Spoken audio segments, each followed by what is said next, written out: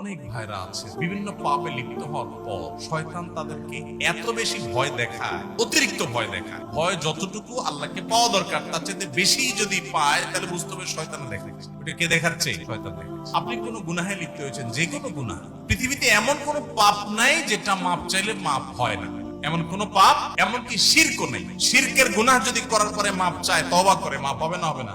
তওবা ছাড়া মারা গেলে মাফ করবেন, এটা ভিন্ন বিষয়, কিন্তু তওবা করলে সেটাও মাফ হবে। তাহলে বোঝা গেল জেনা ব্যভিচার হয়ে গেছে, অন্য কোনো অনাচার হয়ে গেছে, অবশ্যই মাফ করবে না।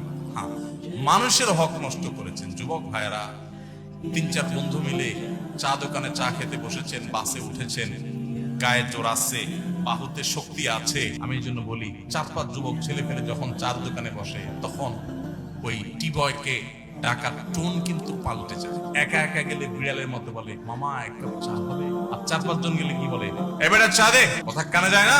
কতক্ষণ ধরে বসে রয়েছি, কারণ আশপাশে বন্ধু বান্ধব চা আছে, শরীরে একটু ভাব আসছে, তাই না? এই মাস্তানি বিচার হবে, এটার বিচার হবে। দুনিয়াতে সে বেচারা বিচার পাবে না, কিয়ামতে বিচার।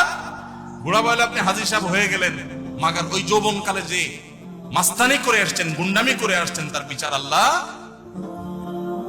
So be careful. এই যৌবনকে পাগলামি করে নষ্ট করবেন না, ঠিক আছে তো? ইনশাআল্লাহ যে কোনো অন্যায় করে আল্লাহ কাছে মাফ চাইলে মাফ করবেন, কিন্তু মানুষকে ওই যে ধাক্কা দিয়েছেন, গালি দিয়েছেন, অধিকার নষ্ট করেছেন, হক মেরেছেন, এগুলো কিন্তু আল্লাহ মাফ করবেন না। সাবধান।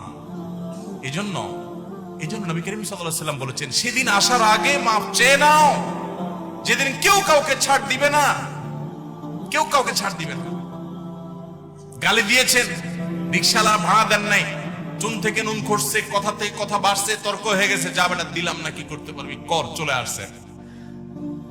এটা ছাড় কিয়ামতের দিন হবে না। নবী সাল্লাল্লাহু আলাইহি ওয়াসাল্লাম বলেছেন, দুনিয়া থাকতে এগুলা মিটমাট করো, এই মামলার নিষ্পত্তি করো, তার হাত পায়ে ধরে মাপ চেয়ে এটাকে শেষ করে যাও। কিয়ামতের ময়দানে কেউ কাউকে ছাড়বে না। অন্য কোনো অন্যায় করেছেন, জেনা হয়ে গেছে, আল্লাহর কাছে মাফ চাইছেন, তওবা করছেন, লজ্জিত হয়েছেন, আর কখনো করেন না, ফিরে আসছেন, ইনশাআল্লাহ মাফ করবেন আল্লাহ তাআলা। আল্লাহ বলেছেন, লা তাকনাতু মির রাহমাতিল্লাহ, আল্লাহর রহমত থেকে নিরাশ হয়ো না। ইন্নাল্লাহা ইয়াগফিরুয যুনুবা জামিআ, আল্লাহ সব গুনাহ মাফ করে দিবেন। অতএব জেনা করলেও আল্লাহ তাআলা কি করবেন? মাফ। কিন্তু তওবা করতে হবে খাঁটি অন্তরে, আর করা যাবে না, অনুতপ্ত হতে হবে।